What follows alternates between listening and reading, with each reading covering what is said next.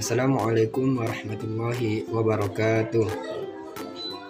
Sebelumnya, perkenalkan nama saya Jakaria dengan NIM 203200267. Saya prodi dari Manajemen Pendidikan Islam, lokal Komunikasi Organisasi Pendidikan.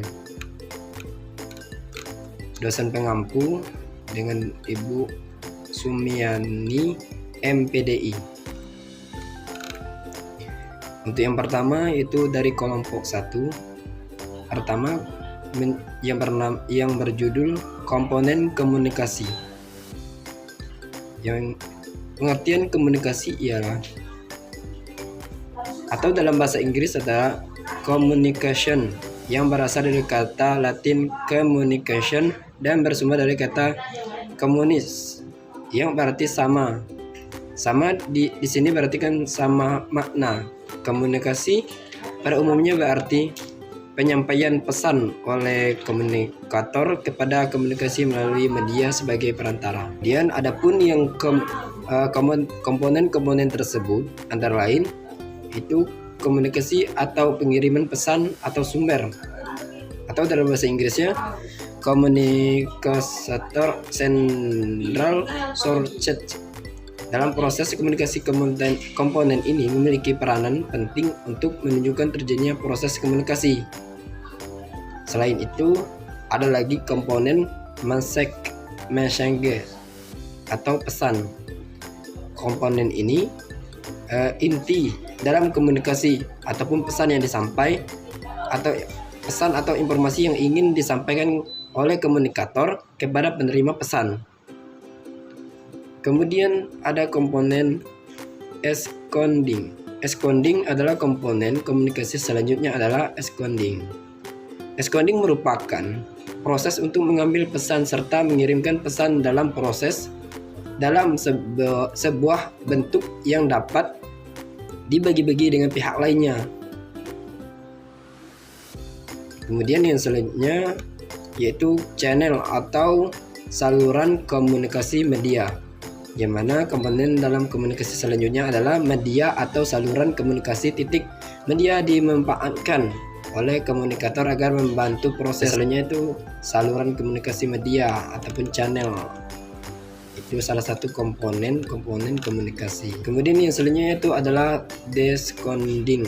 Decoding adalah komponen penting dalam komunikasi. Komponen decoding dapat terjadi ketika penerima pesan yang telah dikirimkan oleh komunikator. Decoding ini adalah penerima pesan dari pesan yang telah dikirimkan oleh komunikator.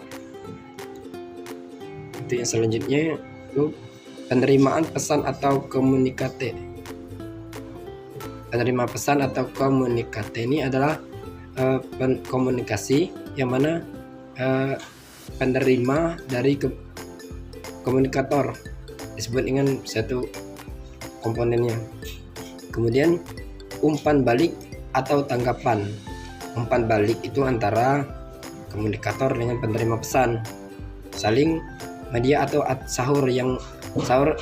saluran yang digunakan, maka komunikator tetap mendapatkan umpan balik atau tanggapan dari penerima pesan. Kemudian konteks komunikasi. Proses komunikasi dapat berjalan dengan baik apabila konteks komunikasi terpenuhi. Konteks yang dimaksud ialah ketika komunikator melakukan komunikasi dengan komunikator dalam suatu tertentu. Kemudian gangguan komunikasi. Di dalam komunikasi terdapat juga dengan gangguan, di mana gangguan apabila terjadi gangguan atau intervensi dalam proses metode maupun escort, maka dapat mengurangi kejelasan dari pesan komunikasi. Efek atau yang selanjutnya itu efek atau konsekuensi. Yang kedua yaitu proses komunikasi.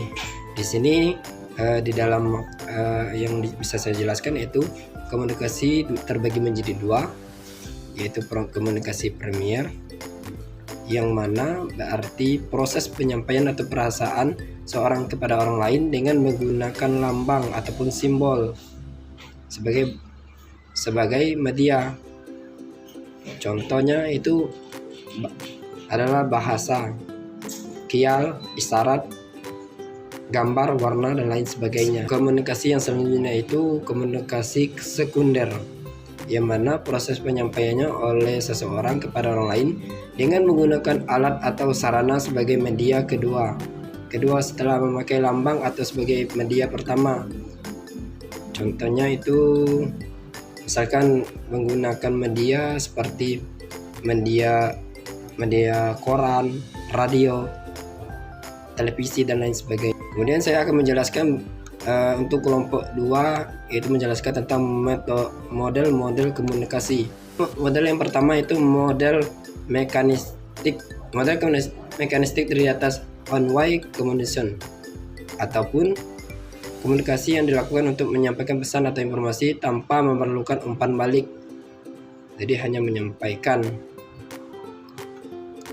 Kemudian model psikologis. Model komunikasi psikologis merupakan model komunikasi yang mempelajari perilaku individu, termasuk perilaku pelajar. Kemudian model interaksional.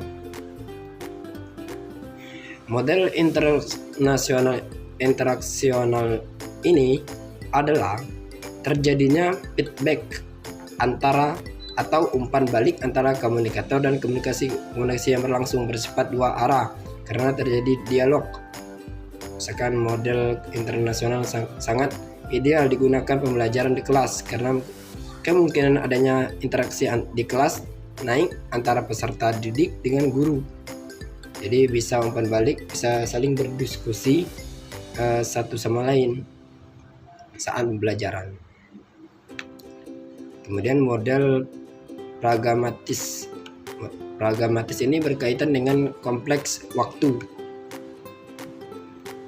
Model pragmatis ini memiliki dua arah unsur yang dipandang amat penting, yaitu pertama tindakan atau perilaku individu yang dipandang sebagai unsur